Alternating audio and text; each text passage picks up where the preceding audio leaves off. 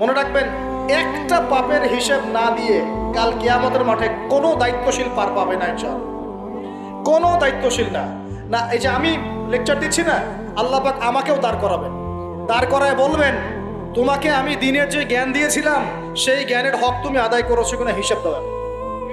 এই যে বড় বড় মুফাসসিরে কোরআন, মুফতি, মুহাদ্দিস বসাচ্ছেন, পাংখা দিয়ে বাতাস করছেন, হ্যাঁ, চা খাওয়াচ্ছেন, কফি খাওয়াচ্ছেন, এক একজনকে আল্লাহ পাক দাঁড় করাবেন, বলবেন কোরআন সুন্নাহর যে আমানত দিয়েছিলাম সে আমানতের সাথে কতটুকু তুমি হক আদায় করেছো হিসাব না দিয়ে পার পাবে না তুমি। ফাইজলামি মনে করেছেন নাকি দিনকে? ঠিক একইভাবে সমাজের, রাষ্ট্রের দায়িত্ব আল্লাহ পাক যাদেরকে দিয়েছেন এক একজন ব্যক্তিকে আল্লাহ পাক দাঁড় করাবেন। দাঁড় করে জিজ্ঞাসা করবেন কোন কোন জনগণের কোন কোন হক তুমি নষ্ট করেছো, কার কার হক দিয়েছো, কার কার দেও নাই, সবার সামনে হিসাব দাও, তারপর জান্নাতে যেতে পারো। এত সহজ না, এত সহজ না। দুনিয়ার জীবনের প্রতিটা কাজের হিসাব আল্লাহর কাছে দিতে হবেই হবে, এটা গ্যারান্টি।